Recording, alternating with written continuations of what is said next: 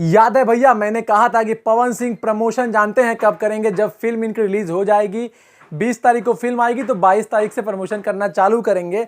हालांकि कुछ वैसा ही हो रहा है। हालांकि मैंने तो मजाकिया अंदाज में बोला था, लेकिन पवन सिंह वही कर रहे हैं। चलिए, पवन सिंह के फैंस के लिए कुछ अच्छा खबर देते हैं, कुछ पॉजिटिव खबर देते हैं, तो आप लोगों को बड़ा अच्छा लगेगा। हालांकि खेसारी लाल जी का फिल्म तो तांडव मचा दिया है, लेकिन पवन सिंह का फिल्म कहाँ कहाँ तांडव मचा रहा है, आपको मैं प्रूफ के साथ बात करूंगा। नमस्कार, मेरा नाम दयाशंकर ओझा है।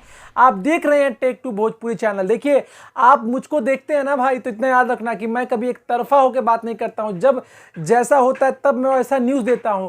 पवन सिंह के फैंस के लिए एक अच्छी खबर आ रही है। मुजफ्फरपुर में 2 सिनेमा हॉल है, शेखर सिनेमा हॉल और शकुंतला सिनेमा हॉल। मतलब मुजफ्फरपुर में खेसारी जी का फिल्म सिर्फ एक सिनेमा हॉल में लगा है, पवन सिंह का फिल्म 2 सिनेमा हॉल में लगा है।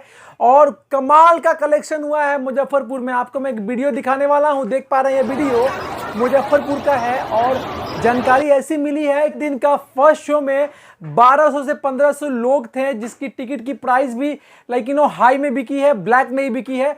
अच्छा रिस्पांस दोनों सिनेमा हॉल में मिला है।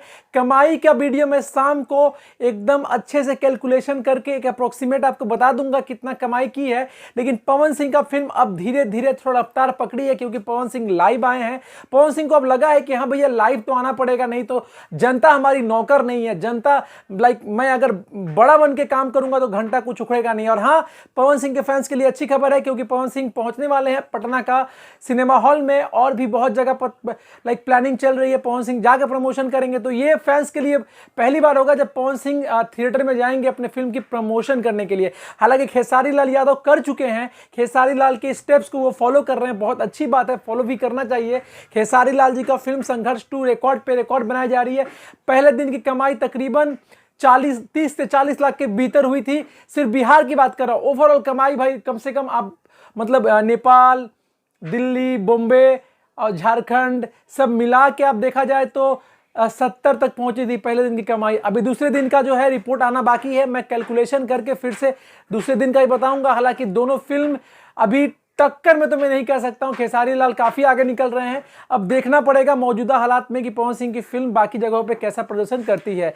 जैसा जैसा रिपोर्ट मिलेगा आपके पास, वैसा वैसा रिपोर्ट पहुंचाऊंगा without any kind of manipulation. उम्मीद करता हूं कि वीडियो आपको अच्छा लगा होगा। कहां से वीडियो देख रहे हैं कमेंट जरूर करना, और ये वीडियो आप शेयर जरूर लगाना पवन सिंह के बाकी फैंस तक।